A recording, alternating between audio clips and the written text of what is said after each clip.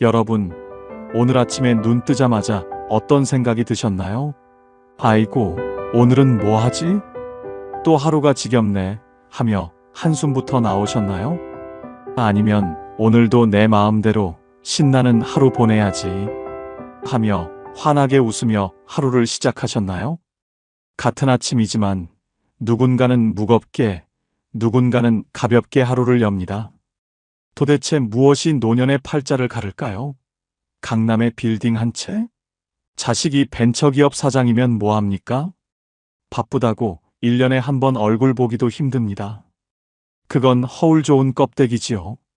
수백억 수천억 자산가여도 병원에 누워 아무것도 못하면 그게 무슨 소용입니까? 오늘 제가 드릴 말씀은 70, 80이 되어도 당당하게 매일을 소풍처럼 즐겁게 사는 진짜 상팔자들의 비밀 8가지를 알아보고자 합니다. 내 팔자는 왜 이래? 하시는 분은 오늘 이야기를 끝까지 들어보세요. 영상이 끝날 때쯤 인생의 해답을 얻으시고 여러분의 인생이 달라 보일 겁니다. 자, 팔자 좋은 사람의 8가지 비밀 시작하겠습니다. 첫 번째, 죽을 때까지 내 집에서 사는 사람입니다. 여러분, 이게 얼마나 큰 축복인지 아십니까? 제가 아는 분 중에 이런 분이 계셨습니다. 70대 후반의 김할머니라는 분인데요. 서울 변두리에 작은 빌라 한 채를 가지고 계셨어요. 평수로 치면 15평도 안 되는 정말 아담한 집이었지요. 엘리베이터도 없는 3층이었고 벽지는 오래돼서 살짝 누렇게 변해 있었습니다. 그런데 이 할머니를 볼 때마다 느끼는 게 있었어요. 이분은 항상 표정이 편안했습니다. 자식들이 요양병원 가시라고 몇 번이나 권유했대요. 어머니, 이제 혼자 계시기 힘드시잖아요. 우리가 좋은데 알아볼게요. 그런데 할머니는 단호하게 거절하셨답니다. 아니다. 내가 죽더라도 이 집에서 죽을 거다. 이게 비록 작고 낡았어도 여기가 내 집이다. 왜 그랬을까요? 이유는 간단합니다. 내 집에 있으면 아침에 일어나서 화장실 갈 때 누구 눈치 안 봐도 됩니다. 밤 10시에 배고파서 라면 끓여 먹어도 미안하지 않습니다. TV 볼륨을 조금 크게 틀어도 친구가 갑자기 찾아와도 아무 문제가 없어요. 그런데 자식 집에 가면 어떻습니까? 며느리 눈치, 손주 눈치, 사위 눈치 숨 쉬는 것조차 조심스러워집니다. 요양병원은 또 어떻고요? 아무리 좋은 시설이라 해도 거긴 내 집이 아닙니다. 정해진 시간에 밥 먹고 정해진 시간에 자야 하고 내 마음대로 할 수 있는 게 하나도 없지요. 그래서 말씀드립니다. 내 집이라는 건 단순히 건물 한 채를 의미하는 게 아닙니다. 그건 자유입니다. 존엄입니다. 권력입니다. 아무리 작아도, 아무리 낡아도 내 명의로 된 집 한 채가 있다는 것. 그곳에서 내가 하고 싶은 대로 살 수 있다는 것. 이게 바로 노년의 첫 번째 팔자입니다. 혹시 여러분 중에 자식한테 집을 넘겨주신 분 계십니까? 아니면 집을 팔아서 돈을 자식한테 주신 분? 그렇다면 한번 생각해 보세요. 지금 여러분은 어디에 살고 계십니까? 자식이 마련해준 집에 살고 계시다면 그게 과연 진짜 내 집일까요? 물론 효자 효녀들이야 부모님 모시는 걸 당연하게 여기겠지만 문제는 여러분의 마음입니다. 아무리 자식이 잘해줘도 내 명의가 아니면 마음 한구석이 늘 불편합니다. 내가 여기 있어도 되나 이런 생각이 자꾸 들거든요. 저는 어르신들한테 항상 이렇게 말씀드립니다. 집은 마지막까지 절대 넘기지 마세요. 그게 여러분의 생명줄입니다. 조금 강한 표현 같지만 이게 현실입니다. 내 집이 있어야 자식들 앞에서도 당당할 수 있고 내 인생의 마지막까지 주도권을 쥘 수 있습니다. 김할머니는 결국 그 작은 빌라에서 85세까지 사시다가 어느 봄날 아침 편안하게 돌아가셨습니다. 자식들이 발견했을 때 할머니는 당신이 평생 좋아하시던 베란다 자리에 앉아 계셨대요. 창문 너머로 아침 햇살이 쏟아지는 그 자리에서 말이지요. 장례식장에서 들은 이야기인데 할머니의 큰딸이 이렇게 말씀하시더군요. 어머니는 평생 당신이 원하는 대로 사셨어요. 마지막까지도요. 그게 어머니가 우리한테 주신 가장 큰 선물이에요. 내 집. 그게 얼마나 큰 축복인지 혹시 여러분은 생각해 보신 적이 있으신가요? 두 번째, 매달 꼬박꼬박 나오는 연금이 있는 사람입니다. 이게 정말 중요합니다. 왜냐하면 돈이라는 게 나이 들수록 단순히 물질적 가치를 넘어서거든요. 그건 자존심이고 자유이고 때로는 관계를 지키는 방패막이가 되기도 합니다. 제가 아는 두 분의 어르신 이야기를 해드리겠습니다. 비슷한 나이, 비슷한 환경인데 삶의 질이 완전히 다른 두 분이었어요. 한 분은 박할아버지, 평생 공무원으로 일하시다 정년 퇴임하신 분입니다. 매달 200만 원 정도의 연금이 나오셨죠. 또 한 분은 이 할아버지, 자영업을 하시다가 80 가까이 되어 은퇴하신 분인데 연금이 없으셨습니다. 자식들이 한 달에 50만 원씩 용돈을 드렸어요. 겉으로 보기엔 박할아버지가 돈이 더 많으니까 당연히 더 여유롭겠지 생각하실 겁니다. 맞습니다. 그런데 여기엔 돈의 액수보다 더 중요한 차이가 있었어요. 바로 누구 이름으로 나오는 돈인가 하는 겁니다. 박할아버지는 매달 20일이 되면 본인 통장으로 연금이 들어왔습니다. 아무한테도 손 벌릴 필요 없이 그냥 국가에서 정확히는 당신이 평생 일한 대가로 자동으로 입금되는 돈이었지요. 할아버지는 그 돈으로 마트에서 장도 보시고 가끔 친구들 만나면 밥도 사시고 손주들한테 용돈도 주셨습니다. 누가 뭐라 하지 않아도 당신이 원하는 대로 쓰셨어요. 반면 이 할아버지는 어땠을까요? 매달 첫째 주 일요일 자식들이 모이는 날이면 큰아들이 봉투를 건네주었습니다. 아버지, 이번 달 용돈이요. 그 순간 할아버지 표정이 어땠는지 아십니까? 고맙긴 한데 어딘가 모르게 기가 죽어 보이셨어요. 봉투를 받으면서 고맙다, 고맙다 연신 말씀하시는데 그 고마움 뒤에 미안함이 묻어 있었습니다. 자식들도 억지로 주는 건 아니었지만 이 할아버지는 늘 눈치가 보이셨던 거지요. 더 안타까운 건 이 할아버지는 그 50만 원을 쓰는 것조차 조심스러워 하셨다는 겁니다. 애들이 번 돈인데 하시면서 본인 몸이 아파도 병원 가는 걸 미루시고 친구 만나는 것도 자제하셨어요. 돈의 액수가 문제가 아니었습니다. 내 돈이 아니라 자식 돈이라는 생각 때문에 그 돈을 쓸 때마다 마음에 빚이 쌓였던 겁니다.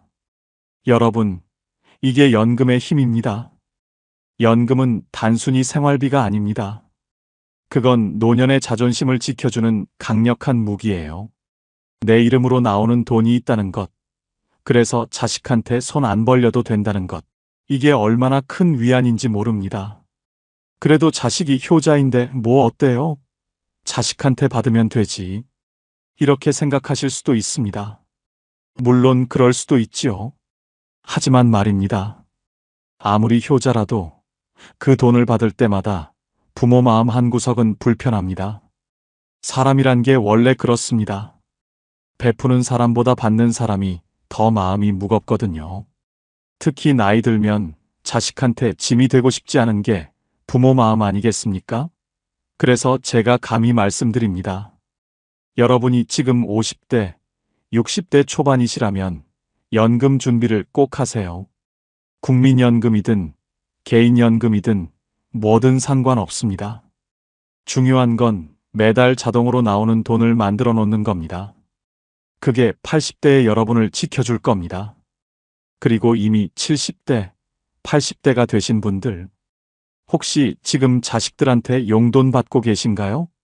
그렇다면 자식들한테 너무 미안해하지 마세요. 여러분이 그 자식들 키우느라 얼마나 고생하셨습니까? 밤낮으로 일하고 끼니 걸으면서 학원비 댔고 아플 때도 참으면서 자식들 입혔고 먹였잖아요. 그러니 지금 받는 용돈은 빚을 받는 게 아니라 그저 당연한 되갚음일 뿐입니다. 하지만 그럼에도 불구하고 내 이름으로 나오는 돈이 있는 사람은 그렇지 않은 사람보다 마음이 훨씬 가볍습니다. 지갑이 두둑해야 마음도 두둑해지는 법이니까요. 세 번째, 혼자서도 기가 막히게 잘 노는 사람입니다. 혹시 여러분 주변에 이런 분 안 계십니까? 자식들은 멀리 살고, 배우자도 없고, 친구들도 이제 다들 몸이 불편해서 자주 못 만나는데, 그런데도 이상하게 심심해하지 않고 매일 뭔가 재미있게 사는 사람 말이에요. 제가 동네에서 만난 최할머니가 딱 그랬습니다. 올해 76세이신데 혼자 사세요. 남편은 10년 전에 돌아가셨고, 자식들은 하나는 미국, 하나는 부산에 살아서 1년에 명절 때나 볼까 말까 합니다. 그런데 이 할머니를 보면 외롭다는 느낌이 전혀 안 들어요. 오히려 늘 바빠 보이고 얼굴에 생기가 돌았어요. 어느 날 제가 궁금해서 물어봤습니다. 할머니, 혼자 사시는데 심심하지 않으세요? 그랬더니 할머니가 웃으시면서 이렇게 대답하셨어요. 심심할 틈이 어딨어? 아침에 일어나면 베란다 화분 물 주고, 그 다음에 유튜브로 요가 하나 따라하고, 점심 먹고 나면 피아노 연습하고, 저녁엔 드라마 보다가 책 읽다가 자면 하루가 금방 가더라고. 저는 그 말을 듣고 깜짝 놀랐습니다. 76세에 유튜브로 요가를 배우고 피아노를 독학으로 연습하신다니요. 할머니는 이어서 말씀하셨어요. 처음엔 나도 남편 없고 나이 드니까 외로웠어. 그런데 자꾸 사람들 찾아다니고 전화하고 그러다 보니까 나만 힘들더라고. 다들 바쁘고 또 나이 들면 각자 사정이 있잖아. 그래서 생각했지. 차라리 혼자 즐길 수 있는 걸 찾자. 그게 답이었어. 여러분, 이게 정말 중요한 이야기입니다. 나이 들면 외로움이 찾아옵니다. 이건 누구도 피할 수 없는 현실이에요. 자식들은 자식들 인생이 있고, 친구들도 각자 사정이 있고, 배우자마저 먼저 가버리면 정말 혼자가 됩니다. 그런데 여기서 두 부류로 나뉩니다. 한 부류는 끊임없이 외부에서 즐거움을 구하는 사람들입니다. 자식한테 전화하고, 나 심심하다 하고, 친구들한테 매일 연락하고. 그런데 이게 문제가 뭐냐면, 상대방이 내 기대만큼 반응해주지 않으면 실망하고 서운해지거든요. 내가 이렇게 외로운데 자식들은 왜 안 오나, 친구는 왜 연락 안 하나 하면서 마음에 상처만 쌓이게 됩니다. 또 한 부류는 혼자서도 즐거움을 만들어내는 사람들입니다. 최할머니처럼 말이지요. 이런 분들은 타인에게 행복을 구걸하지 않습니다. 본인이 스스로 즐거움의 원천이 되는 거예요. 텃밭 가꾸기, 그림 그리기, 악기 배우기, 독서, 글쓰기, 유튜브 보기, 뭐든 상관없습니다. 중요한 건 그 시간이 온전히 내 것이고 내가 주도하는 시간이라는 점입니다. 철학자 쇼펜하우어가 이런 말을 했습니다. 홀로 있을 수 있는 사람만이 자유롭다. 나이 들어 진짜 자유로운 사람은 누구한테 기대지 않아도 되는 사람입니다. 물론 사람은 사회적 동물이니까 완전히 혼자 살 수는 없지요. 하지만 적어도 혼자 있는 시간이 고통이 아니라 축복이 되어야 노년이 편안합니다. 여러분, 혹시 지금 혼자 있는 게 두렵지는 않으신가요?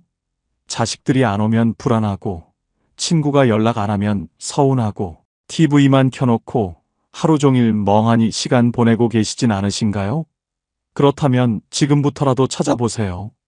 내가 정말 좋아하는 게 뭔지, 시간 가는 줄 모르고 빠져드는 게 뭔지, 그게 바로 여러분의 노년을 지켜줄 무기가 될 겁니다.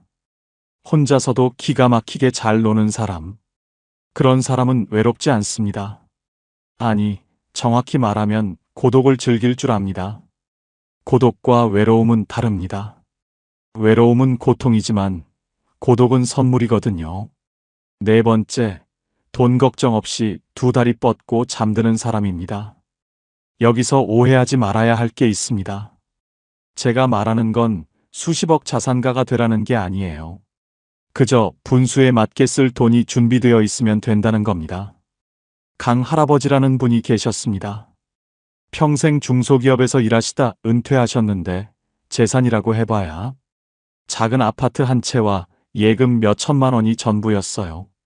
자식들한테 물려줄 만한 큰 돈도 없고 해외여행 다닐 여유도 없었습니다. 하지만 이 할아버지는 늘 마음이 편안해 보이셨어요. 제가 어느 날 여쭤봤습니다. 할아버지, 노후 준비 잘하신 것 같아요. 그랬더니 할아버지가 이렇게 말씀하셨습니다. 잘하긴.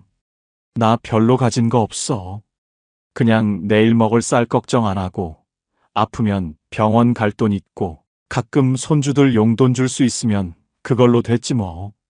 욕심 안 내면 사는 게 별로 안 힘들더라고. 여러분, 이게 핵심입니다. 노후에 필요한 돈은 생각보다 많지 않습니다. 물론 병원비, 생활비, 여가비 이런 것들이 필요하긴 하지만 가장 중요한 건 마음의 안정이에요. 내일 당장 쌀이 떨어질까봐 조마조마하지 않고 갑자기 아파도 병원 갈 돈이 있다는 확신, 이게 노년의 평화를 만듭니다. 반대로 돈은 많은데 불안한 사람들도 있습니다. 제가 아는 한 할머니는 자식들한테 이미 재산을 다 물려주셨어요. 내가 죽으면 너희가 상속세 내느라 힘들까봐 하시면서 미리 증여하신 거지요. 그런데 문제가 뭐였는지 아십니까? 정작 본인 수중엔 돈이 별로 없게 된 겁니다. 자식들이 효자고 효녀니까 생활비는 대주지만 그래도 할머니는 늘 불안하셨어요. 내가 오래 살면 애들한테 짐이 되는 거 아닐까? 이런 걱정에 밤잠을 설치셨다고 합니다. 여기서 우리가 배울 교훈이 있습니다. 자식한테 재산을 물려주는 건 좋은데 본인 몫은 반드시 남겨놔야 한다는 겁니다. 죽는 날까지 본인이 쓸 돈은 본인이 직접 쥐고 있어야 해요. 그래야 자식들 앞에서도 당당하고 갑자기 목돈이 필요해도 누구한테 손 안 벌립니다. 돈이라는 건 이상합니다. 있으면 있는 대로 없으면 없는 대로 사는 게 인생인데 막상 노년이 되면 돈이 단순한 물질이 아니라 심리적 안전망이 되거든요. 통장에 찍힌 숫자가 많고 적음을 떠나서 나 지금 괜찮아. 당분간 걱정 없어. 이렇게 생각할 수 있느냐 없느냐가 삶의 질을 완전히 바꿔놓습니다. 그래서 말씀드립니다. 여러분이 지금 60대, 70대 초반이시라면 자식한테 미리 다 주지 마세요. 집도 그렇고 현금도 그렇고 최소한 본인이 90세, 100세까지 살 거 생각하고 넉넉하게 남겨두세요. 자식들이 아버지, 어머니, 증여하면 세금 절약돼요. 이렇게 말할 수도 있는데 절대 속지 마세요. 세금 아끼려다가 노년에 자존감 잃으면 그게 무슨 소용입니까? 강 할아버지는 지금도 그 작은 아파트에서 편안하게 사십니다. 자식들한테 물려준 건 없지만 자식들이 오히려 할아버지를 더 존중합니다. 왜냐하면 할아버지는 아직도 경제적으로 독립적이시거든요. 돈 달라고 안 하고 오히려 명절 때마다 용돈을 주시니까 자식들 입장에서도 부담 없고 편한 겁니다. 여러분, 돈 걱정 없이 두 다리 뻗고 잔다는 게 뭔지 아십니까? 밤에 누워서 내일 뭘 먹지? 병원비는 어떡하지? 자식한테 또 손 벌려야 하나? 이런 생각 안 하는 겁니다. 그냥 편안하게 눈 감고 오늘도 괜찮았어. 내일도 괜찮을 거야. 이렇게 생각하며 잠드는 겁니다. 5번째, 내 몸이 내 말을 잘 듣는 사람입니다. 이게 정말 중요합니다. 아무리 돈이 많아도, 아무리 자식이 잘나도 내 몸을 내가 제어할 수 없으면 행복하기 어렵습니다. 조 할아버지라는 분이 계셨어요. 젊었을 때 사업을 크게 하셔서 재산이 꽤 많으셨습니다. 서울에 아파트도 여러 채 있고 자식들도 다 잘 컸어요. 그런데 70대 중반에 중풍이 오셨습니다. 왼쪽 몸이 마비되면서 걷지도 못하고 말도 어눌해지셨어요. 자식들이 좋은 요양병원에 모시고 간병인도 붙여드렸지만 할아버지 표정은 늘 어두웠습니다. 어느 날 제가 병문안을 갔더니 할아버지가 눈물을 글썽이시면서 이렇게 말씀하시더군요. 말이 잘 안 나오셔서 한참을 애쓰셨는데 간신히 이렇게 말씀하셨습니다. 돈이 소용없더라. 화장실도 혼자 못 가는데. 그 말을 듣고 저는 가슴이 먹먹했습니다. 평생 돈 벌느라 고생하시고 자식들 잘 키우시고 이제 편하게 사실 나이인데 정작 본인 몸을 본인이 컨트롤할 수 없으니 모든 게 무의미해진 겁니다. 반대로 윤 할머니는 어떠셨는지 말씀드리겠습니다. 올해 82세이신데 재산은 별로 없으세요. 작은 전셋집에서 혼자 사시는데 이 할머니는 매일 아침 30분씩 산책을 하십니다. 무릎도 좀 안 좋고 허리도 가끔 아프시지만 그래도 지팡이 짚고 천천히 동네 한 바퀴 도시는 겁니다. 그리고 집에 와서 혼자 밥 해 드시고 청소하시고 빨래하시고 모든 걸 혼자 하세요. 제가 물어봤습니다. 할머니, 힘드시지 않으세요? 할머니가 웃으시면서 말씀하셨어요. 힘들긴 한데 그래도 내 몸이 내 말을 들으니까 다행이지. 요새 내 또래들 보면 다들 누워 지내거나 휠체어 타고 다니는데 나는 비록 느려도 내 발로 걷잖아. 그게 얼마나 큰 행운인지 몰라. 여러분, 이게 노년의 진실입니다. 건강이 전부는 아니지만 건강 없이는 아무것도 의미가 없습니다. 아무리 좋은 집에 살아도 침대에서 못 일어나면 무슨 소용이고 아무리 맛있는 음식이 있어도 씹지 못하면 무슨 의미가 있겠습니까? 아무리 자식들이 효자라 해도 본인이 화장실도 혼자 못 가면 얼마나 서럽고 창피하겠습니까? 그래서 지금부터라도 여러분 몸을 아끼셔야 합니다. 젊었을 때는 몸이 튼튼해서 조금 무리해도 금방 회복되지만 나이 들면 한번 망가진 몸은 다시 돌이키기 힘듭니다. 무릎이 아프면 무리하지 말고 허리가 안 좋으면 쉬고 당뇨가 있으면 음식 조절하고 고혈압이 있으면 약 꼬박꼬박 챙겨 드시고 나 이제 늙었는데 뭐 건강 관리를 해? 이렇게 포기하시는 분들이 계시는데 절대 그러지 마세요. 70대도 80대도 지금부터 관리하면 달라집니다. 물론 젊었을 때처럼 팔팔하게 되진 않겠지만 적어도 내가 하고 싶은 걸 내 몸으로 할 수 있는 상태는 유지할 수 있습니다. 윤 할머니는 82세에도 본인이 먹고 싶은 반찬을 직접 만들어 드시고 청소하시고 빨래하시고 산책도 하십니다. 물론 예전처럼 빠르게 못 하시고 중간중간 쉬면서 하시지만 그래도 본인이 직접 하신다는 게 중요합니다. 그게 자존감을 지켜줍니다. 나 아직 쓸모 있어. 아직 할 수 있어. 이런 생각이 노년을 버티게 해주는 힘이거든요. 내 몸이 내 말을 잘 듣는 사람. 비록 여기저기 쑤시고 아파도 그래도 내가 원하는 대로 움직일 수 있다면 그것만으로도 엄청난 축복입니다. 6번째, 부탁하지 않아도 되는 사람입니다. 나이 들수록 가장 서러운 순간이 언제인지 아십니까? 바로 누군가에게 뭔가를 부탁해야 할 때입니다. 장할머니라는 분이 계셨습니다. 혼자 사시는데 어느 날 은행에 가셔야 할 일이 있으셨대요. 요새는 은행도 다 인터넷으로 하고 ATM 기계로 하라고 하는데 할머니는 그런 거 잘 모르시거든요. 그래서 딸한테 전화하셨습니다.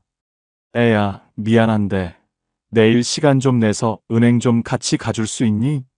딸은 당연히 그럼요. 엄마하고 흔쾌히 대답했지만 할머니는 전화 끊고 나서 한숨을 쉬셨대요. 애도 바쁜데 자꾸 이런 거 부탁하면 귀찮아 하겠지. 여러분, 이게 노년의 현실입니다. 나이 들면 혼자 하기 어려운 일들이 생깁니다. 스마트폰 사용법도 어렵고 인터넷 뱅킹도 어렵고 관공서 서류 작성하는 것도 복잡하고 그럴 때마다 자식이나 지인에게 부탁해야 하는데 그게 입이 안 떨어지는 겁니다. 자존심도 상하고 미안하기도 하고 또 거절당할까봐 두렵기도 하고 그런데 말입니다. 어떤 분들은 부탁을 거의 안 합니다. 왜냐하면 미리미리 준비를 해놨거든요.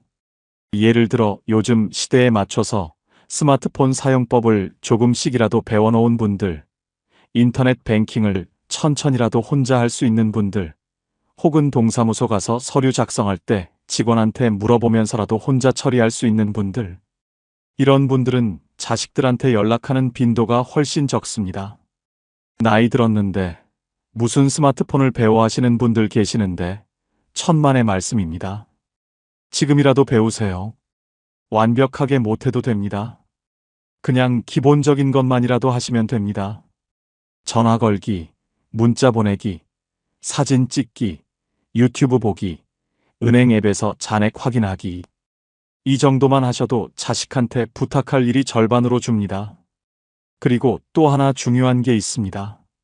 병원 갈 때예요. 나이 들면 병원 갈 일이 많아지는데 그때마다 자식한테 병원 같이 가자 하면 자식들도 부담스럽습니다. 물론 큰 수술이나 중요한 진료는 당연히 함께 가야겠지만 단순히 약 타러 가거나 정기검진 받으러 갈 때는 혼자 가실 수 있으면 좋습니다. 택시 타고 병원 가서 진료받고 약 타고 다시 집에 오는 거. 이게 가능하면 자식들도 훨씬 마음 편하고 본인도 당당합니다. 물론 모든 걸 혼자 다 하라는 게 아닙니다. 도움이 정말 필요할 땐 당연히 부탁하셔야지요. 하지만 부탁을 최소화할 수 있는 능력, 그게 노년의 자존감을 지켜줍니다. 나 아직 혼자 할 수 있어. 아직 쓸모 있어. 이런 생각이 우리를 젊게 만들거든요. 부탁하지 않아도 되는 사람. 누군가에게 고맙지만 미안하지 않은 노후. 이게 6번째 팔자입니다. 7번째, 오늘 하루를 이유 없이 만족하는 사람입니다. 이게 사실 가장 어려우면서도 가장 중요한 팔자일지도 모릅니다. 여러분, 혹시 요즘 이런 생각하시진 않으신가요? 오늘 뭐 특별한 일도 없었는데 그냥 평범하게 밥 먹고 TV 보고 그렇게 하루가 갔네 그러면서 왠지 허전하고 공허한 느낌. 뭔가 의미 있는 일을 해야 할 것 같은데 막상 하루를 돌아보면 별로 한 게 없는 것 같고 이런 마음 말입니다. 그런데 정할아버지는 다르셨습니다. 올해 78세이신데 이분은 특별한 취미도 없고 큰 계획도 없으세요. 그냥 아침에 일어나서 세수하고 아침 먹고 동네 한 바퀴 걷고 점심 먹고 낮잠 자고 저녁 먹고 TV 보다가 책 조금 읽고 주무세요. 매일 똑같은 일상입니다. 제가 물어봤습니다. 할아버지, 매일 똑같은데 심심하지 않으세요? 할아버지가 웃으시면서 이렇게 대답하셨어요. 심심하긴. 근데 있잖아. 나 이 나이까지 살면서 깨달은 게 하나 있어. 특별한 일이 없다는 게 얼마나 큰 행운인지. 아프지 않고, 배고프지 않고, 추위에 떨지 않고, 그냥 평범하게 하루를 보낼 수 있다는 게 사실은 기적이더라고. 여러분, 이게 정말 중요한 깨달음입니다. 우리는 평생을 뭔가 특별한 것을 추구하며 살아왔습니다. 더 좋은 직장, 더 큰 집, 더 많은 돈, 자식들의 성공. 늘 무언가를 향해 달려왔죠. 그런데 나이 들면 이제 더 이상 추구할 게 별로 없어집니다. 직장도 은퇴했고, 집도 정해졌고, 자식들도 다 컸고, 그러니까 갑자기 허전해지는 겁니다. 이제 뭘 하며 살지? 하지만 정할아버지는 다른 관점을 가지고 계셨습니다. 뭘 하며 사나가 아니라 살아있다는 것 자체에 감사하신 거예요. 아침에 눈 떠서 따뜻한 물로 세수할 수 있고, 밥을 씹어 먹을 수 있고, 동네를 걸을 수 있고, 햇볕을 쬐을 수 있고, 밤에 편안하게 잠들 수 있는 것. 이게 다 특별한 일이라고 생각하신 겁니다. 조선시대 학자 정약용 선생이 이런 말씀을 하셨습니다. 평범한 하루가 쌓여 비범한 인생이 된다. 매일 특별한 일이 있어야 행복한 게 아니라 평범한 하루를 감사히 받아들일 수 있는 마음이 진짜 행복이라는 뜻이겠죠. 그래서 말씀드립니다. 여러분, 오늘 하루 특별한 일 없으셨나요? 그럼 그게 오히려 감사한 일입니다. 큰 사고 없었고, 큰 병 걸리지 않았고, 자식들한테 나쁜 소식 없었고, 그냥 조용히 하루가 지나갔다면 그게 바로 축복입니다. 기대가 크지 않으니까 실망도 적고, 욕심이 적으니까 마음이 가볍고, 그렇게 살다 보면 늙을수록 더 편안해집니다. 과거에 그때 내가 이렇게 했으면 저 사람은 좋겠다. 나는 왜 이 모양인가 이런 생각들 이제 내려놓으세요. 그런 생각들이 우리를 늙게 만듭니다.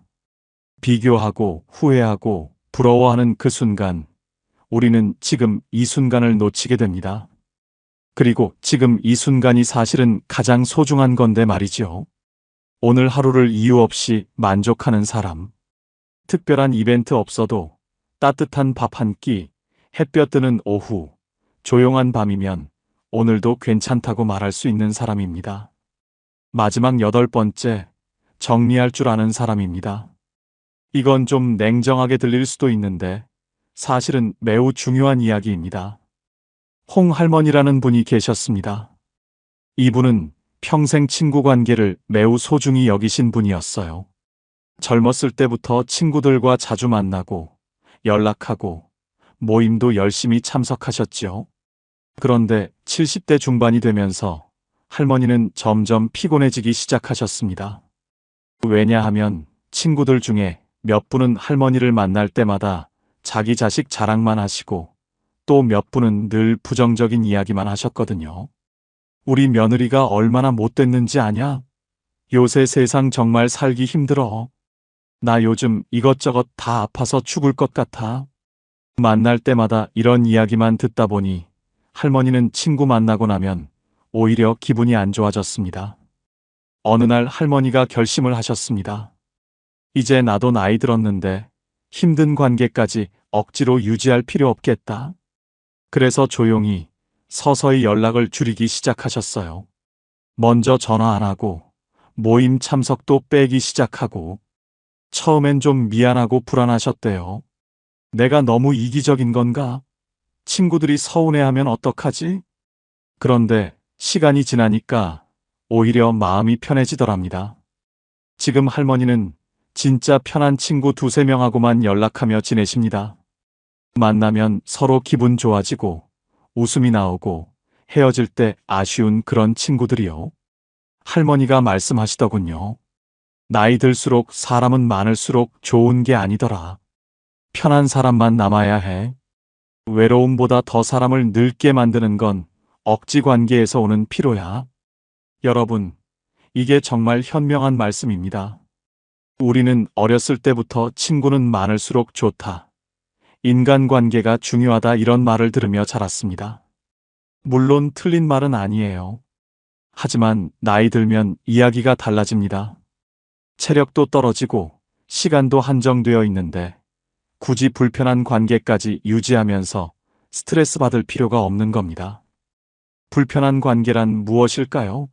만나고 나면 기분이 안 좋아지는 사람, 늘 나한테 뭔가를 요구하는 사람, 내 이야기는 안 듣고 자기 이야기만 하는 사람, 나를 깎아내리거나 비교하는 사람. 이런 사람들은 과감히 정리하셔야 합니다. 나이 들어서까지 그런 사람들한테 에너지 쏟을 여유가 없습니다. 그래도 오랜 친구인데 어떻게 그렇게 하냐 하실 수도 있습니다. 물론 오랜 인연이 소중하긴 하지요.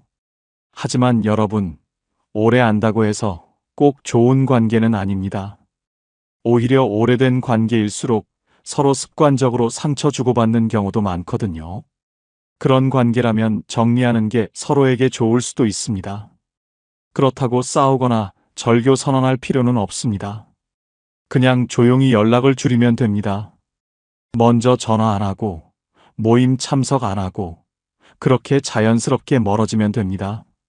처음엔 미안하고 불안할 수 있는데, 조금 지나면, 아, 이게 편하구나 하는 걸 느끼실 겁니다. 그리고 중요한 건 사람을 정리한다고 해서 외로워지는 게 아니라는 겁니다. 오히려 정리하고 나면 진짜 소중한 사람들이 보입니다. 만나면 편하고 웃음이 나오고 서로 힘이 되는 그런 사람들 말이죠. 그런 사람 한두 명만 있어도 노년은 외롭지 않습니다. 연락이 줄어도 불안하지 않은 사람, 혼자여도 초조하지 않은 사람, 불편한 관계는 조용히 내려놓을 줄 아는 사람. 이런 사람은 이미 팔자를 다 타고난 사람입니다. 자, 여러분. 지금까지 나이 들어 세상에서 가장 팔자 좋은 사람의 8가지 특징에 대해 말씀드렸습니다. 다시 한번 정리해 볼까요? 첫째, 죽을 때까지 내 집에서 사는 사람. 둘째, 매달 꼬박꼬박 나오는 연금이 있는 사람. 셋째, 혼자서도 기가 막히게 잘 노는 사람. 넷째, 돈 걱정 없이 2다리 뻗고 잠드는 사람. 다섯째, 내 몸이 내 말을 잘 듣는 사람. 여섯째, 부탁하지 않아도 되는 사람. 일곱째, 오늘 하루를 이유 없이 만족하는 사람. 여덟째, 사람을 정리할 줄 아는 사람. 혹시 여러분은 이 중에서 몇 가지나 가지고 계신가요?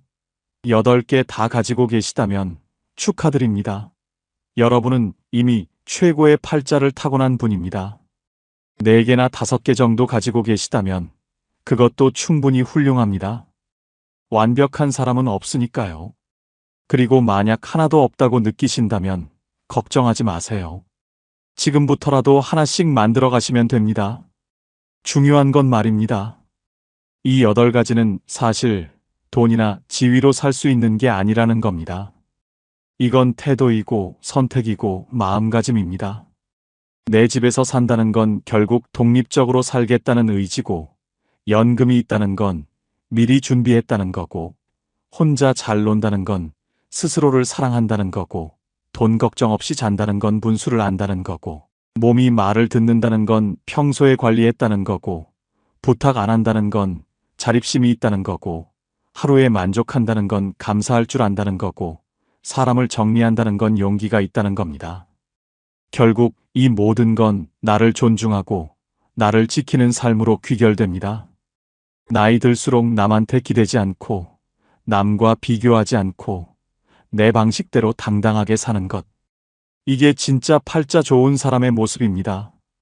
여러분, 오늘 이 이야기를 들으시면서 혹시 마음에 와닿는 부분이 있으셨나요?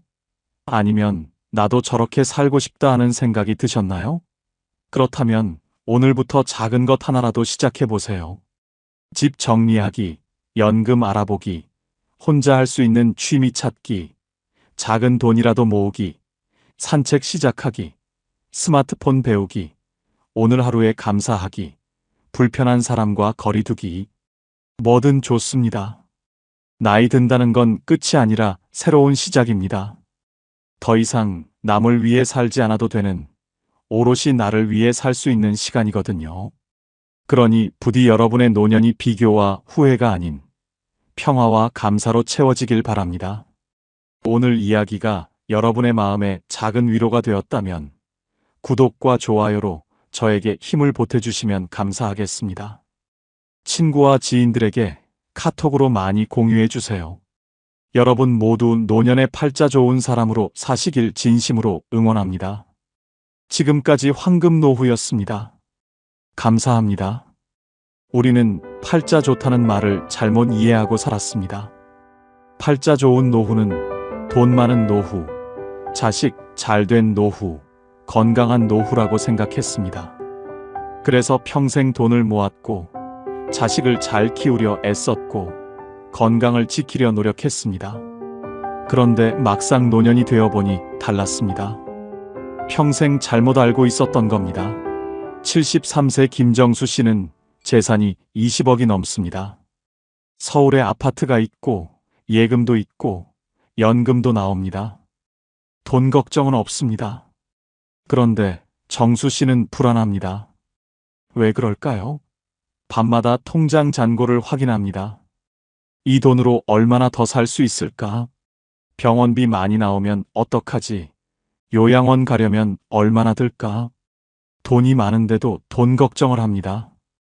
자식들이 자기 재산을 노리는 것 같아서 의심하고 사기당할까봐 사람도 못 만나고 돈 쓰는 것도 아깝고 돈은 많은데 불행합니다. 정수 씨는 제게 말했습니다. 돈이 많으면 행복할 줄 알았는데 돈이 많아도 불안하더라고요. 69세 박미숙 씨는 자식이 잘 됐습니다. 아들은 대기업 임원, 딸은 의사입니다.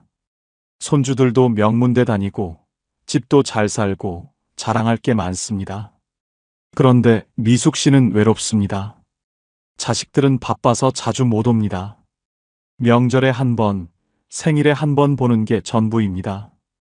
전화는 일주일에 한 번 할까 말까입니다. 미숙 씨는 친구들 만나면 자식 자랑을 합니다. 우리 아들이 이번에 또 승진했어. 우리 딸이 병원에서 인정받는데. 자랑은 하는데 마음은 허전합니다.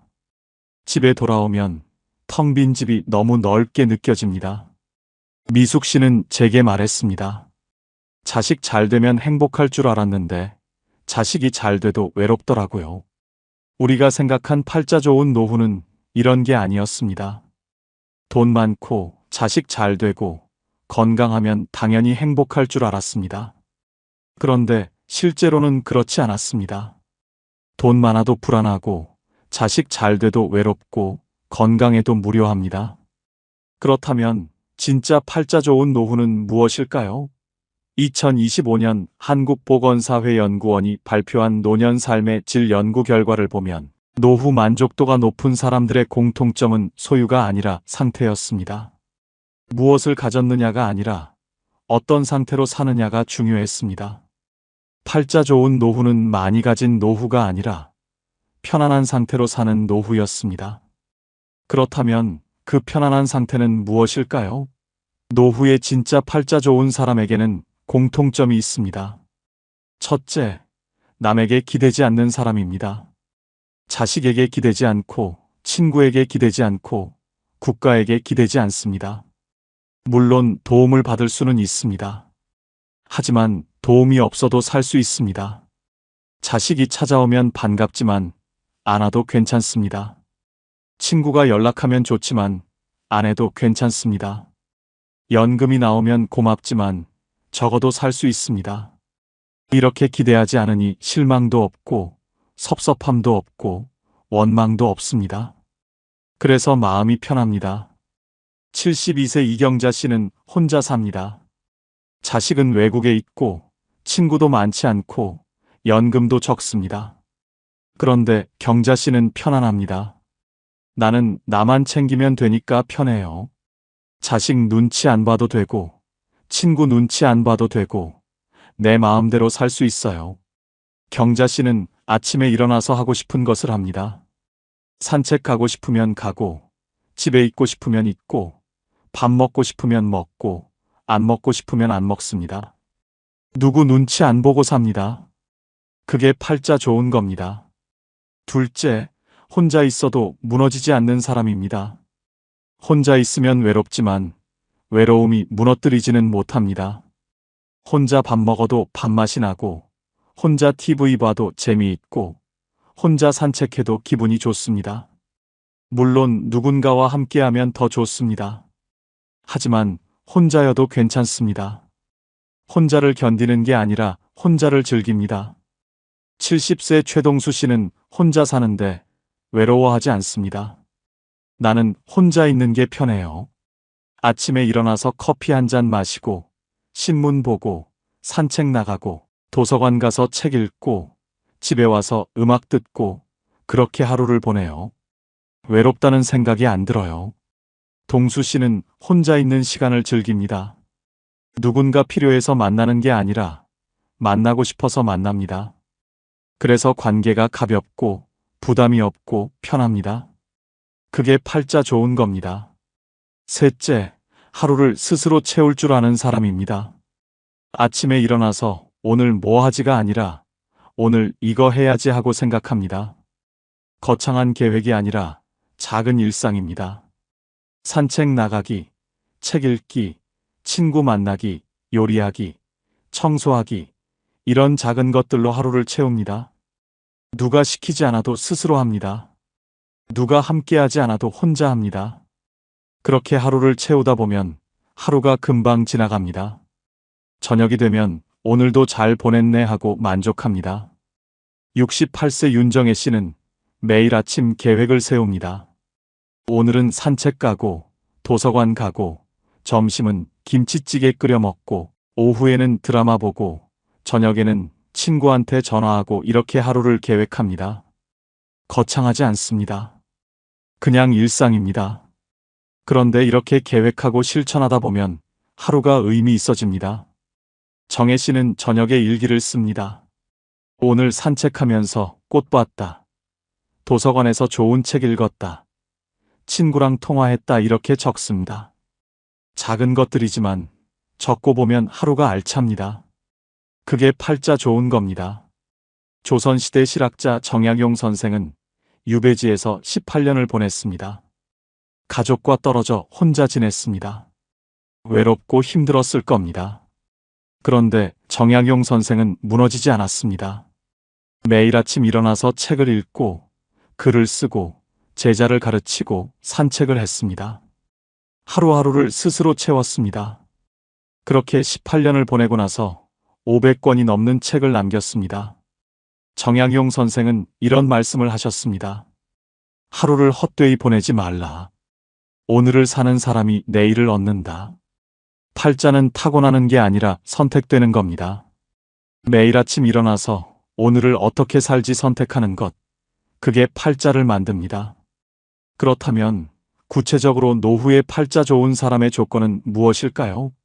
화려하지 않지만 살아보면 가장 중요한 기준들이 있습니다. 첫째, 내 집이 있습니다. 크지 않아도 됩니다. 허름해도 됩니다. 하지만 내 집입니다. 누구 눈치 안 보고 살 수 있는 공간입니다. 아침에 일어나서 거실에 나가도 되고 안 나가도 됩니다. 밥을 먹어도 되고 안 먹어도 됩니다. 청소를 해도 되고 안 해도 됩니다.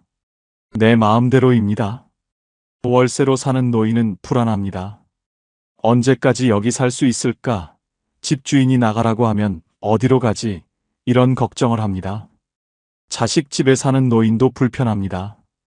거실에 나가려다가 며느리 눈치 보고 냉장고 열려다가 사위 눈치 보고 방에만 있습니다. 하지만 내 집이 있으면 자유롭습니다.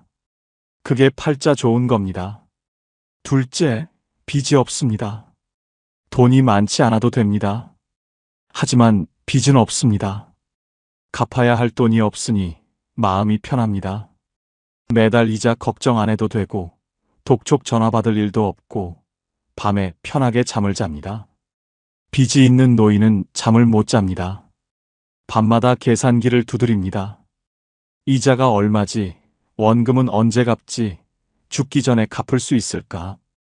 걱정이 끝이 없습니다. 하지만 빚이 없으면 편합니다. 적게 살아도 내 것이니까 편합니다. 그게 팔자 좋은 겁니다. 셋째, 고정 수입이 있습니다. 크지 않아도 됩니다. 하지만 매달 일정하게 들어옵니다.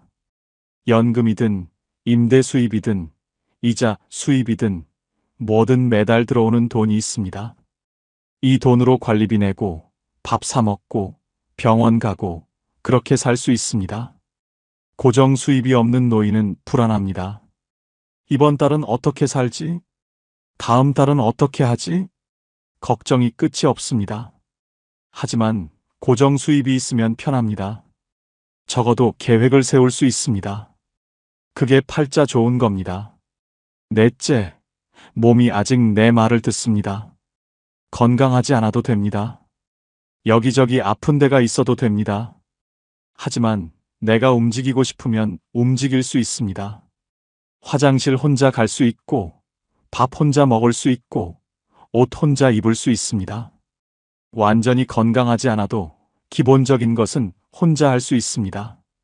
누워있는 노인은 불행합니다. 화장실 가려면 누군가 도와줘야 하고, 밥 먹으려면 떠먹여줘야 하고, 옷 입으려면 입혀줘야 합니다. 자존심이 상합니다. 하지만 혼자 움직일 수 있으면 자유롭습니다. 그게 팔자 좋은 겁니다.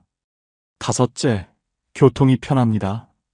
집 근처에 버스 정류장이 있고, 지하철역이 있고, 마트가 있고, 병원이 있습니다. 걸어서 갈 수 있는 거리에 다 있습니다. 외진 곳에 사는 노인은 불편합니다. 장 보러 가려면 택시 타야 하고, 병원 가려면 자식 차 얻어 타야 하고, 나갈 때마다 눈치 봅니다. 하지만 교통이 편하면 자유롭습니다. 버스 타고 어디든 갈 수 있습니다. 그게 팔자 좋은 겁니다. 여섯째, 혼자 밥을 먹을 수 있습니다. 누군가 차려주지 않아도 됩니다. 혼자 라면 끓여 먹고, 밥 해 먹고, 김치 꺼내 먹습니다. 맛있지 않아도 됩니다. 거창하지 않아도 됩니다. 하지만 혼자 해 먹을 수 있습니다. 혼자 못 해 먹는 노인은 의존적입니다. 누군가 해줘야 밥을 먹습니다. 자식이 안 오면 굶고 도우미가 안 오면 굶습니다. 하지만 혼자 해 먹을 수 있으면 자유롭습니다. 그게 팔자 좋은 겁니다. 일곱째, 내일 할 일이 있습니다. 거창한 일이 아닙니다. 내일 도서관 가야지, 내일 친구 만나야지, 내일 청소해야지, 이런 작은 일입니다. 하지만 내일 할 일이 있으니 내일이 기다려집니다. 할 일 없는 노인은 무료합니다. 내일도 그냥 집에 있겠지. 내일도 TV만 보겠지. 내일이 안 기다려집니다. 하지만 할 일이 있으면 내일이 기다려집니다. 그게 팔자 좋은 겁니다. 여덟째, 통장에 비상금이 있습니다. 많지 않아도 됩니다. 1,000만 원 정도면 됩니다. 갑자기 돈 쓸 일이 생겨도 당황하지 않습니다. 이가 아파서 치과 가야 하면 가고, 안경이 망가져서 새로 맞춰야 하면 맞추고, 보일러가 고장나서 고쳐야 하면 고칩니다. 비상금 없는 노인은 불안합니다. 갑자기 돈 쓸 일이 생기면 자식한테 손 벌려야 합니다. 하지만 비상금이 있으면 편합니다.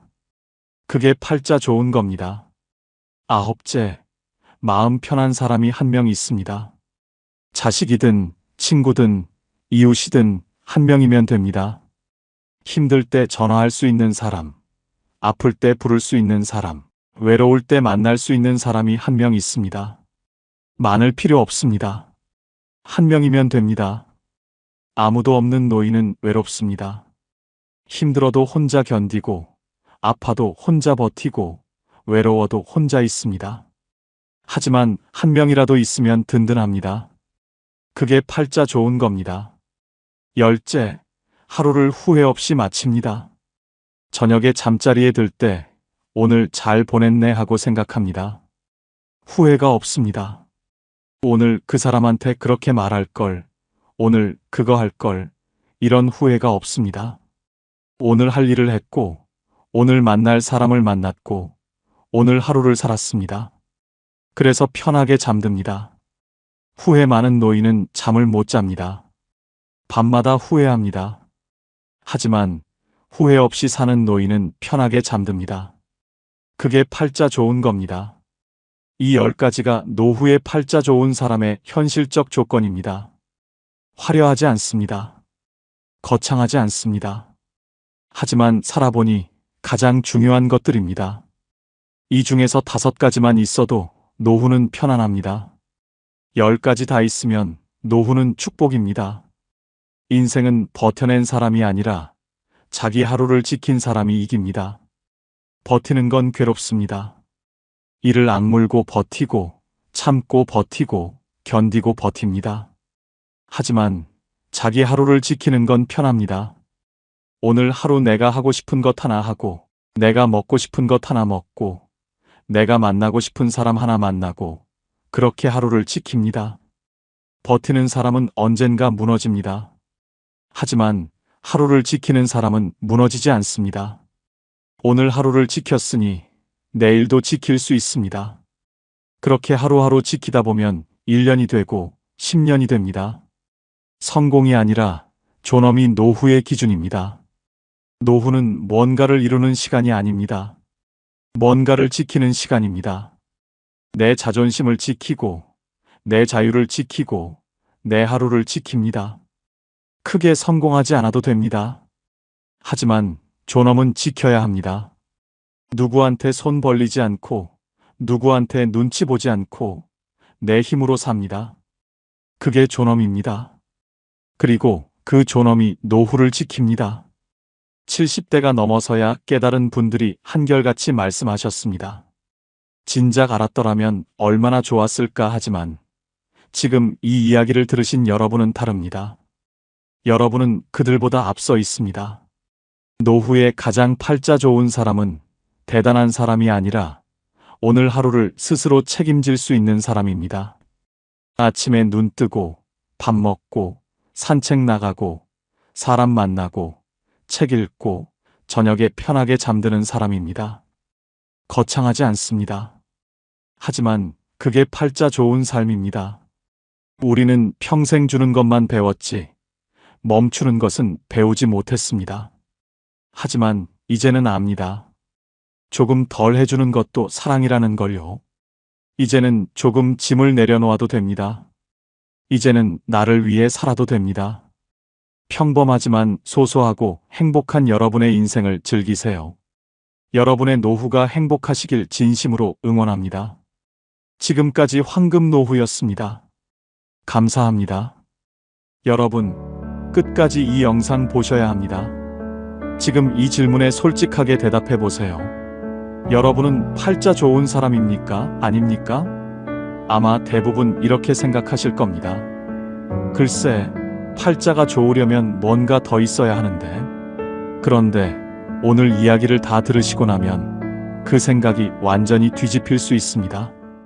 경북 안동에 78세 권말순 할머니가 계십니다. 혼자 사십니다. 자식들은 멀리 있습니다. 통장 잔고가 넉넉한 것도 아닙니다. 강남 아파트? 없습니다. 그런데 이 할머니 매일 아침 된장찌개를 끓입니다.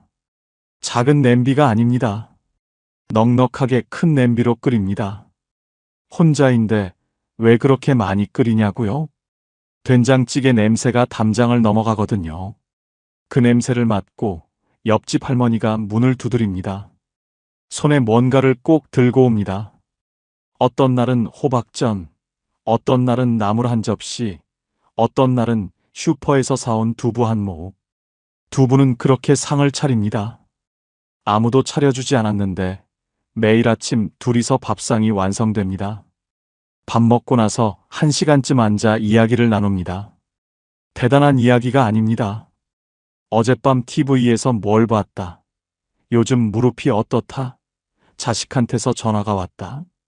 그런 이야기입니다. 그리고 헤어집니다. 다음 날 또 만납니다.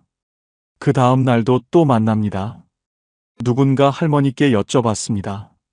할머니, 요즘 어떻게 사세요? 권말순 할머니가 웃으셨습니다. 잠깐 허공을 보셨습니다. 그리고 이렇게 말씀하셨습니다. 나요? 나 팔자 좋은 사람이에요. 매일 아침 된장찌개 같이 먹을 사람이 있으니까요. 이 말 한마디가 오래 남습니다. 통장에 얼마가 있어서가 아닙니다. 좋은 집이 있어서가 아닙니다. 아침마다 된장찌개 냄새에 문을 두드려줄 사람 한 명. 그게 이 할머니가 말하는 팔자 좋은 이유의 전부였습니다. 여러분, 오늘 이 이야기를 끝까지 들으시면 팔자 좋다는 것이 완전히 다르게 보이기 시작하실 겁니다. 혹시 평생 팔자 좋은 사람을 먼 곳에서 부러워하며 사셨다면 오늘 이 이야기가 끝날 즈음에는 어쩌면 내가 이미 그 사람이었다는 것을 알게 되실지 모릅니다.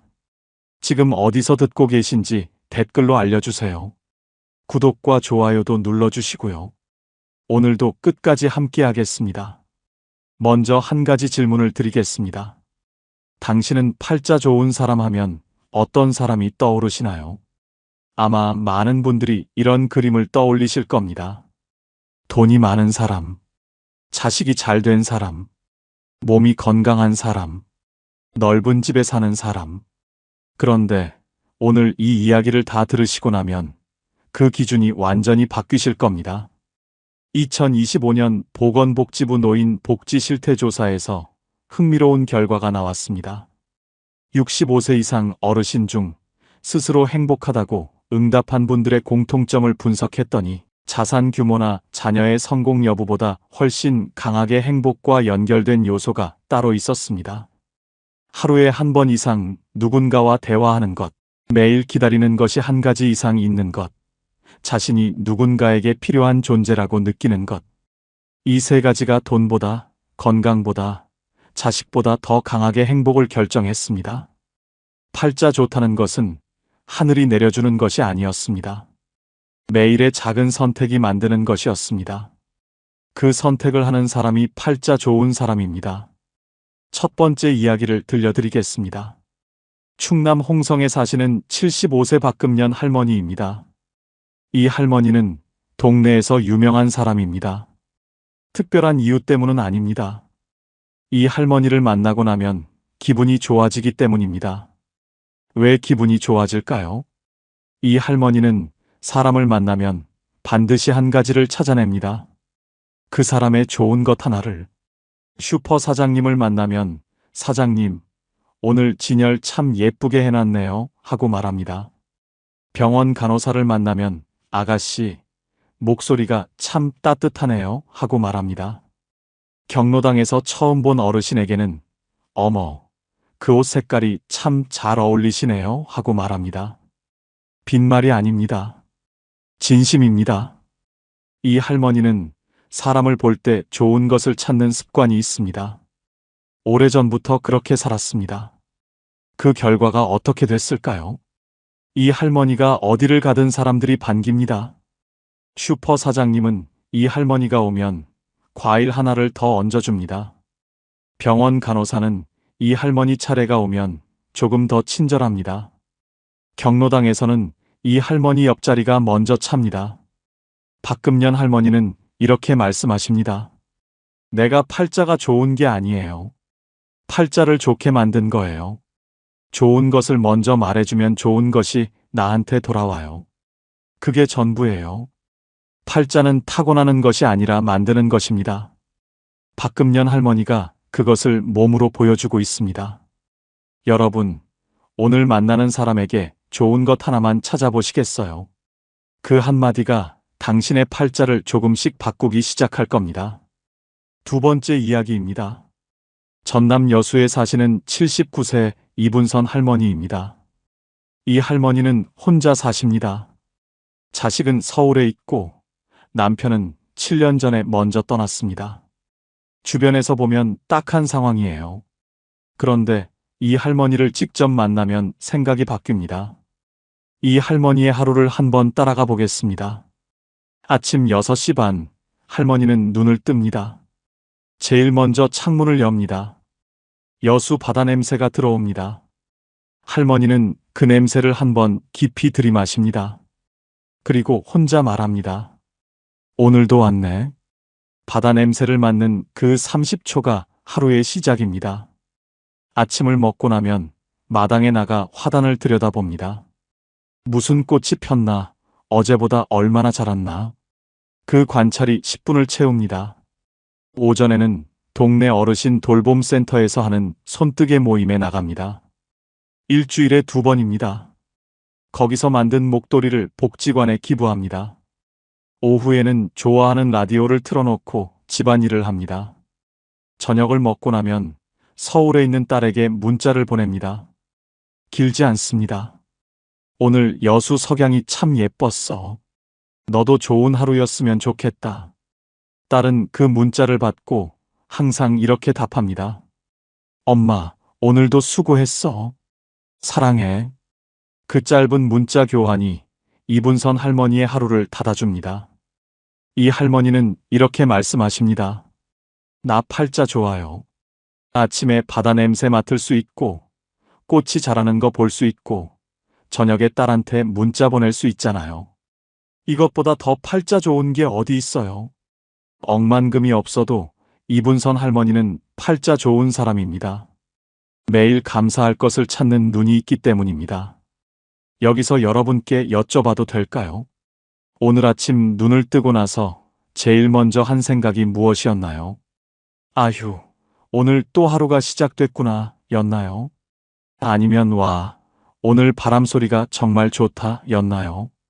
같은 아침인데 어떤 생각으로 시작하느냐가 그 하루 전체를 바꿉니다. 팔자 좋은 사람들은 아침을 다르게 시작합니다. 세 번째 이야기를 들려드리겠습니다. 이 이야기는 조금 특별합니다. 팔자 나쁘다고 스스로 생각했던 분이 팔자 좋은 사람이 된 이야기입니다. 경기도 평택에 사시는 72세 오말숙 할머니입니다. 이 할머니는 3년 전까지만 해도 스스로를 팔자 기구한 사람이라고 생각했습니다. 이유가 있었습니다. 남편은 사업 실패로 일찍 세상을 떴고, 자식 둘은 각자 살기 바빠 자주 오지 못하고, 몸은 무릎이 아프고 혈압도 높았습니다. 작은 임대 아파트에 혼자 살았습니다. 주변 친구들이 손주 봐준다고 자식 집에 가 있고, 남편과 여행 다닌다는 이야기를 들을 때마다 속이 쓰렸습니다. 나는 왜 이렇게 살까? 나는 왜 이 모양일까? 그 생각이 하루에도 몇 번씩 들었습니다. 그러다 3년 전 어느 날 복지관에서 하는 인생 글쓰기 수업에 나가게 됐습니다. 특별한 기대는 없었습니다. 그냥 집에 있기 심심해서 나갔습니다. 첫 수업에서 선생님이 이런 주제를 주었습니다. 내가 살면서 가장 잘한 일 하나를 써보세요. 오말숙 할머니는 한참을 생각했습니다. 잘한 일이 있나? 나 같은 사람이 잘한 게 있을까? 그런데 생각하다 보니 하나가 떠올랐습니다. 남편이 아플 때 끝까지 곁에 있었던 것. 남편이 마지막 3년을 병원을 오가며 보냈는데 그 3년 동안 단 하루도 혼자 두지 않았습니다. 그걸 썼습니다. 선생님이 발표를 시켰습니다. 오말숙 할머니는 떨리는 목소리로 그 짧은 글을 읽었습니다. 다 읽고 나서 교실이 조용했습니다. 그리고 옆에 앉은 할머니가 말했습니다. 어머, 그게 얼마나 힘드셨을까요? 대단하시다. 그 말 한마디에 오말숙 할머니는 눈물이 터졌습니다. 평생 아무도 그 말을 해준 적이 없었습니다. 그 3년이 얼마나 힘들었는지, 그게 얼마나 대단한 일이었는지, 그날 오말숙 할머니는 처음으로 알았습니다. 내가 팔자 기구한 사람이 아니라 대단한 일을 해온 사람이었다는 것을. 그 이후 오말숙 할머니가 달라졌습니다. 글쓰기 수업에 계속 나갔습니다. 쓰면 쓸수록 자기 삶에서 잘한 것들이 보이기 시작했습니다. 못 배웠어도 자식들 대학 보낸 것, 가난했어도 남한테 손 벌린 적 없는 것, 힘들었어도 웃음을 잃지 않으려 했던 것, 그것들이 다 보이기 시작했습니다. 지금 오말숙 할머니는 이렇게 말씀하십니다. 나 팔자 좋아요. 이렇게 살아온 사람이 팔자 나쁜 사람이면 말이 안 되잖아요. 내가 몰랐던 거예요. 내 팔자가 얼마나 좋은지를. 팔자는 바뀐 것이 아무것도 없었습니다. 그것을 보는 눈이 바뀐 것입니다. 그 눈이 오말숙 할머니를 팔자 좋은 사람으로 만들었습니다. 다산 정약용 선생은 강진 유배지에서 제자들에게 이런 말씀을 하셨습니다. 자신의 삶을 낮게 보는 자는 반드시 남의 삶을 높게 보고 자신의 삶을 바르게 보는 자는 어디서든 족함을 안다. 남의 팔자가 좋아 보이는 것은 내 삶을 낮게 보고 있기 때문입니다. 내 삶을 바르게 보면 이미 충분히 좋은 팔자라는 것을 알게 됩니다. 오말숙 할머니가 바로 그것을 발견한 겁니다. 18년의 유배 생활 내내 정약용 선생은 자신의 처지를 한탄하지 않았습니다. 대신 유배지에서도 할 수 있는 것, 가진 것, 의미 있는 것을 찾았습니다. 그 눈이 500권이 넘는 책을 쓰게 했습니다. 같은 처지에서 한탄하는 사람과 족함을 찾는 사람의 결과는 완전히 달라집니다. 이제 네 번째 이야기입니다. 팔자 좋은 사람들이 절대 하지 않는 것에 대한 이야기입니다. 서울 마포구에 사시는 74세 김복순 할머니와 같은 아파트에 사시는 76세 정순덕 할머니 두 분의 이야기입니다. 이 두 분은 같은 아파트 같은 동에 삽니다. 남편도 둘 다 없습니다. 자식 수도 비슷합니다. 사는 형편도 비슷합니다. 그런데 두 분의 하루가 완전히 다릅니다. 김복순 할머니는 아침에 일어나면 뉴스를 봅니다. 나라가 어떻게 됐나, 물가는 또 올랐나, 날씨는 추워지나.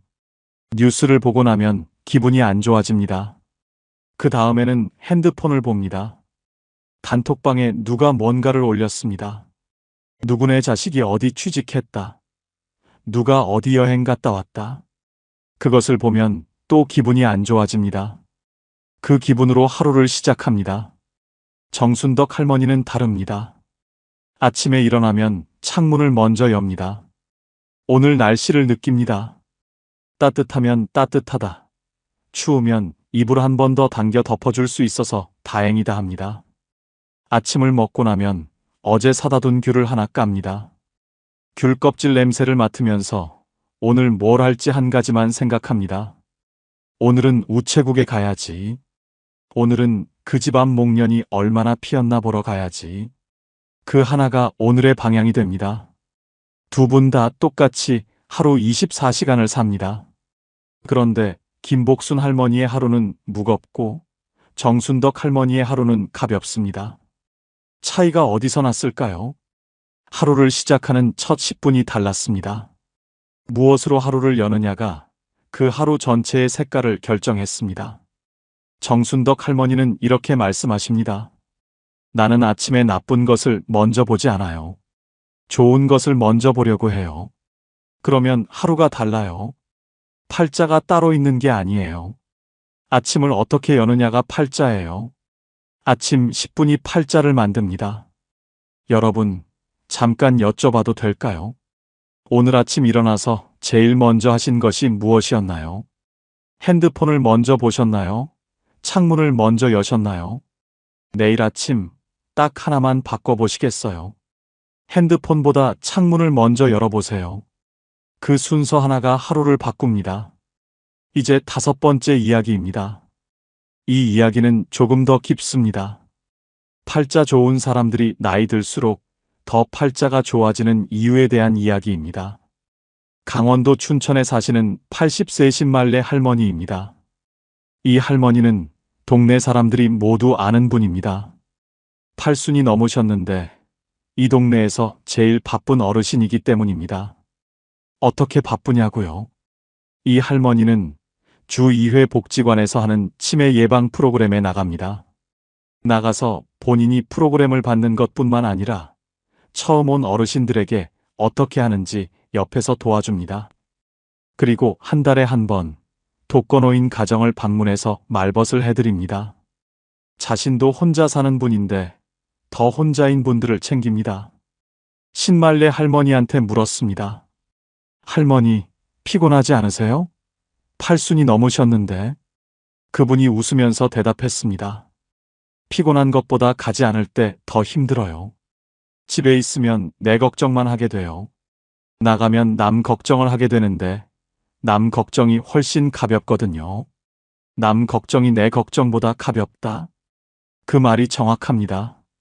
내 걱정은 해결책이 잘 안 보이지만 남 걱정은 내가 뭔가를 해줄 수 있습니다. 뭔가를 해줄 수 있을 때 사람은 살아있음을 느낍니다. 신말레 할머니는 80이 넘어서도 살아있음을 느끼고 있습니다. 그게 이 할머니의 팔자입니다. 2025년 보건복지부 연구에서도 이것이 숫자로 확인됩니다. 70세 이상 어르신 중 자원봉사나 이웃, 돌봄 활동에 참여하는 분들의 주관적 행복도가 그렇지 않은 분들보다 평균 41% 높았습니다.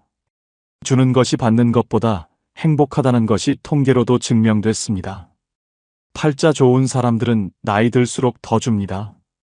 더 주니까 더 받습니다. 더 받으니까 팔자가 더 좋아집니다.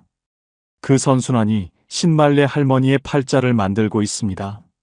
쇼펜하우어는 이런 말을 남겼습니다. 우리가 행복하지 못한 것은 가진 것이 적어서가 아니라 가진 것을 충분히 나누지 않아서다.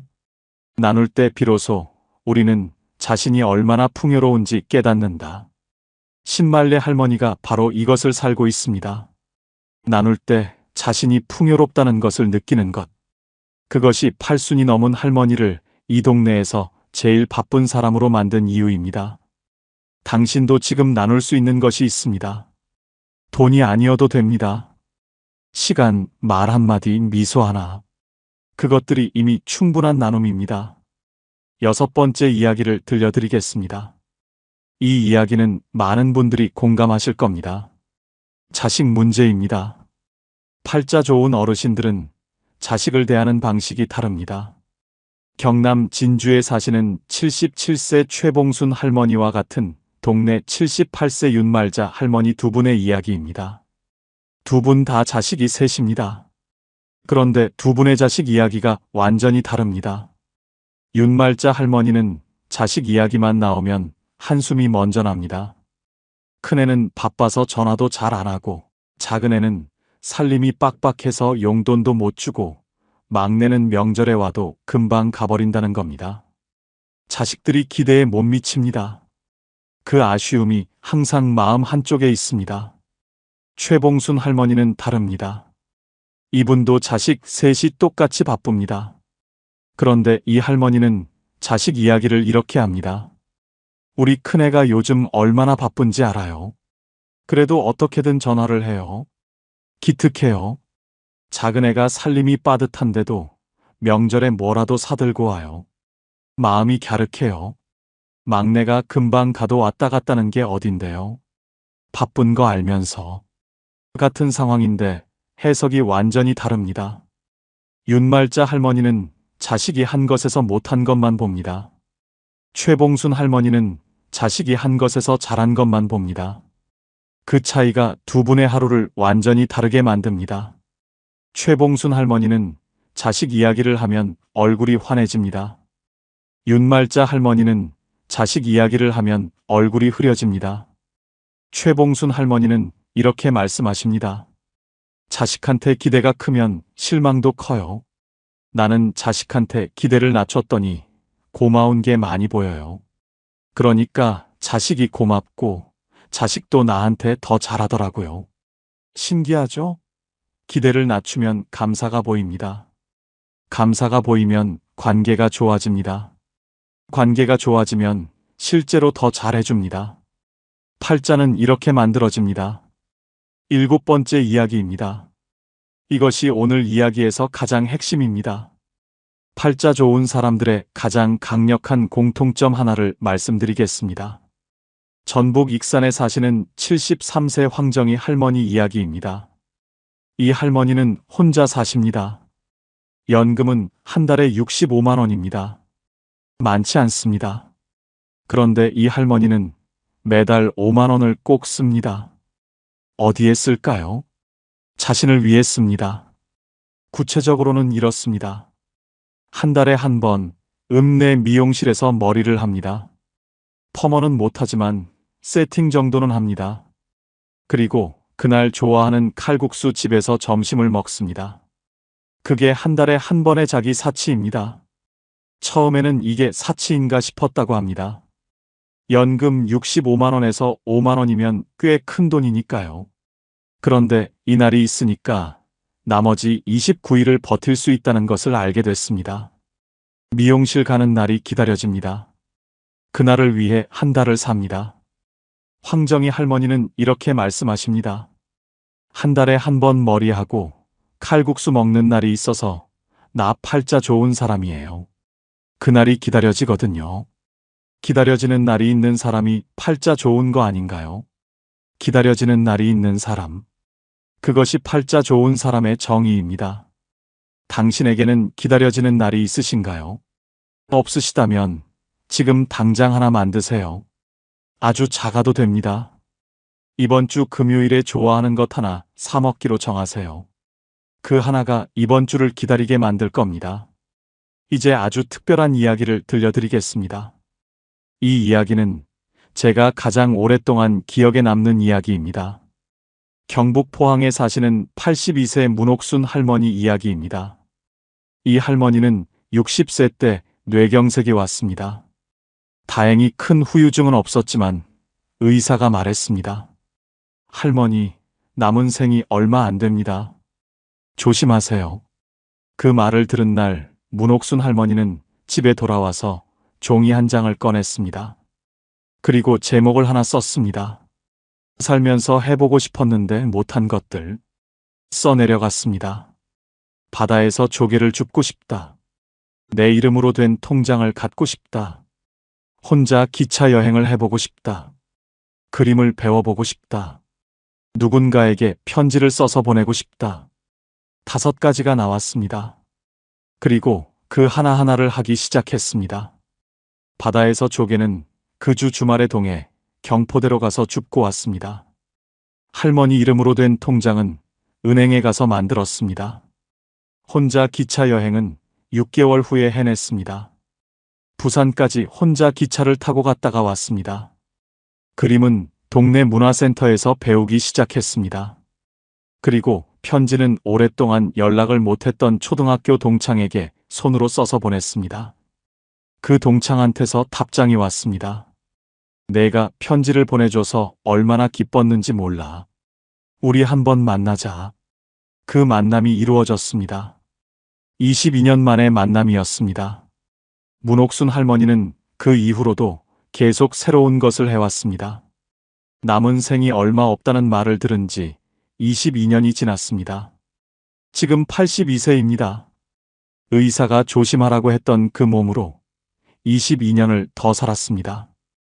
그리고 그 22년이 생에서 가장 팔자 좋은 시간이었다고 하십니다. 문옥순 할머니는 이렇게 말씀하십니다. 의사가 남은 생이 얼마 없다고 했을 때 나는 무서웠어요. 그런데 지나고 보니 그 말이 나를 살게 한 말이었어요. 그 말 덕분에 하고 싶은 것을 미루지 않았으니까요. 지금도 하고 싶은 것이 있으면 미루지 않아요. 오늘 할 수 있으면 오늘 해요. 그게 팔자 좋은 비결이에요. 오늘 할 수 있으면 오늘 한다. 그것이 82세 문옥순 할머니의 팔자 좋은 비결입니다. 여러분, 지금 하고 싶은데 미루고 있는 것이 있으신가요?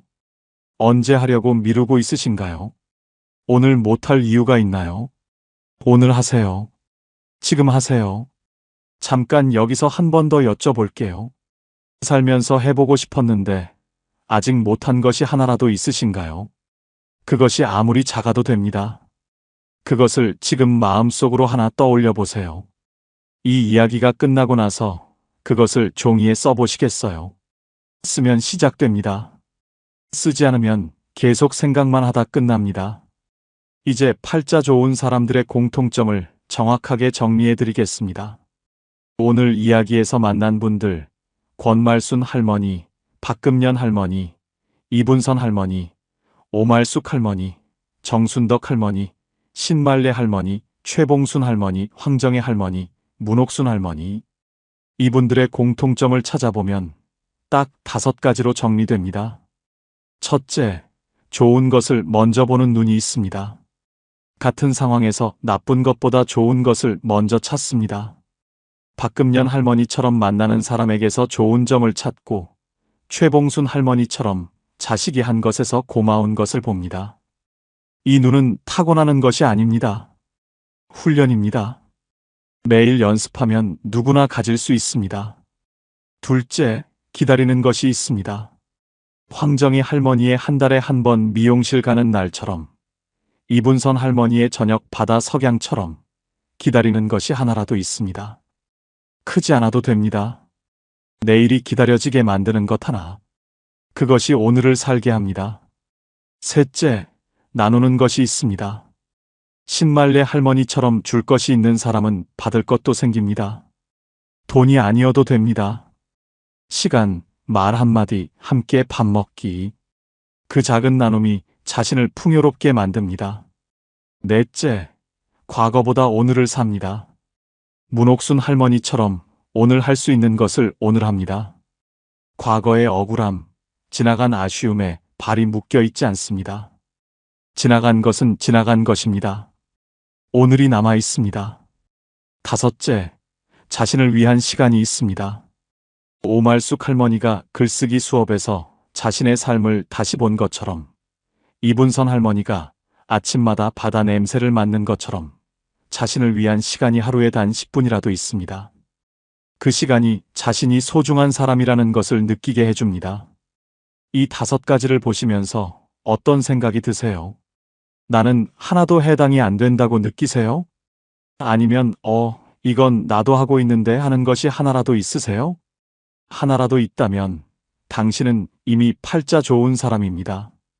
하나도 없다면 지금부터 하나씩 시작하면 됩니다. 마지막 이야기를 드리겠습니다. 가장 눈물 나는 이야기입니다. 대전 서구에 사시는 84세 조문숙 할머니 이야기입니다. 이 할머니는 평생 팔자 기구하다는 소리를 들었습니다. 남편이 일찍 세상을 떠나셨고 자식 셋을 혼자 키웠고 고생이 많았습니다. 주변에서 다들 그렇게 말했습니다. 문숙이 팔자 참 기구하다. 조문숙 할머니도 그렇게 생각했습니다. 그런데 80세 생일날 자식 셋이 모였습니다. 큰딸이 케이크에 촛불을 꽂았습니다. 80개를 다 꽂지는 못하고 8개만 꽂았습니다. 불을 끄려는데 작은 아들이 말했습니다. 엄마, 불 끄기 전에 내가 한마디 해도 돼? 그리고 말했습니다. 엄마, 나 살면서 엄마한테 고맙다는 말을 제대로 한 적이 없어서요. 엄마가 우리 셋을 혼자 키우면서 얼마나 고생하셨는지 어렸을 때는 몰랐는데 이제 알아요. 엄마가 없었으면 우리 셋이 이렇게 살 수 없었어요. 엄마 고마워요. 엄마 덕분에 살아요. 막내딸이 울었습니다.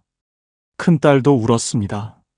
조문숙 할머니는 울면서 촛불을 껐습니다. 그리고 그 순간 생각했습니다. 평생 팔자 기구하다고 살았는데, 그런데 지금 이 순간 이 세 사람이 내 앞에 있다. 이 사람들이 내 자식이다. 이게 팔자 기구한 것인가? 이게 팔자 좋은 것 아닌가? 그날 이후 조문숙 할머니는 달라졌습니다. 팔자 기구하다는 생각이 사라졌습니다. 84세인 지금 이 할머니는 이렇게 말씀하십니다. 80년을 팔자 기구하다고 살았는데 80세 생일날 알았어요. 내가 팔자 좋은 사람이었다는 것을. 자식 셋이 저렇게 자랐으니 평생 몰랐어요. 팔자가 바뀐 게 아니에요. 내가 눈이 뜬 거예요. 80년 만에 눈이 뜬 겁니다. 여러분도 부디 오늘 눈을 뜨시길 바랍니다. 80년을 기다리지 마시고 오늘 뜨시길 바랍니다. 당신의 팔자가 얼마나 좋은지를 오늘 아시길 바랍니다. 이야기를 마무리하겠습니다. 오늘 처음에 드린 질문으로 돌아가겠습니다. 팔자 좋은 사람이 어떤 사람인지 이제 아시겠나요? 강남 아파트 있는 사람이 아니었습니다. 자식이 대기업 다니는 사람이 아니었습니다. 된장찌개 나눌 사람이 있는 사람이었습니다. 좋은 것을 먼저 보는 눈이 있는 사람이었습니다. 기다리는 날이 하나 있는 사람이었습니다. 나눌 것이 있는 사람이었습니다. 오늘을 사는 사람이었습니다. 그리고 자신의 삶이 얼마나 소중한지 아는 사람이었습니다. 오늘 이 이야기를 들으신 여러분, 한 가지만 여쭤보겠습니다. 지금 이 순간 당신 옆에 있는 것들을 한번 보세요. 따뜻한 방이 있나요? 마실 물이 있나요? 이 이야기를 들을 수 있는 귀가 있나요? 그렇다면 당신은 이미 팔자 좋은 사람입니다. 오늘 밤 잠자리에 들기 전에 딱 하나만 하세요. 오늘 팔자 좋았던 것 하나를 떠올려 보세요. 아주 작아도 됩니다. 오늘 밥이 맛있었다. 오늘 햇살이 따뜻했다. 오늘 좋아하는 사람 목소리를 들었다. 그 하나를 떠올리면서 눈을 감으세요. 그 작은 것 하나가 내일 아침을 다르게 열어줄 겁니다. 팔자는 하늘이 내려주는 것이 아닙니다. 매일 아침 어떻게 눈을 뜨느냐가 만드는 것입니다. 여러분도 지금 그 길 위에 있습니다. 오늘도 살아있고, 오늘도 걸을 수 있고, 오늘도 누군가를 생각할 수 있는 당신은 이미 충분히 상팔자입니다. 이 영상 혼자 보기 아까우시죠? 우리 부모님께 꼭 보여드리세요. 친구분들 단톡방에 공유해주세요. 누군가의 오늘을 바꿀 수 있습니다. 그리고 댓글로 들려주세요. 오늘 이 이야기 중에서 가장 마음에 닿은 장면이 어디였는지요? 매일 아침 된장찌개 냄비를 넉넉하게 끓이는 권말순 할머니였는지, 80세 생일 촛불 앞에서 처음으로 깨달으신 조문숙 할머니였는지, 아니면 한 달에 한 번 미용실 가는 날을 손꼽아 기다리는 황정희 할머니였는지요.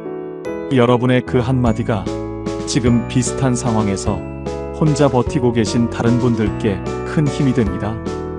오늘도 끝까지 함께 해주셔서 진심으로 감사드립니다. 지금까지 황금노후였습니다.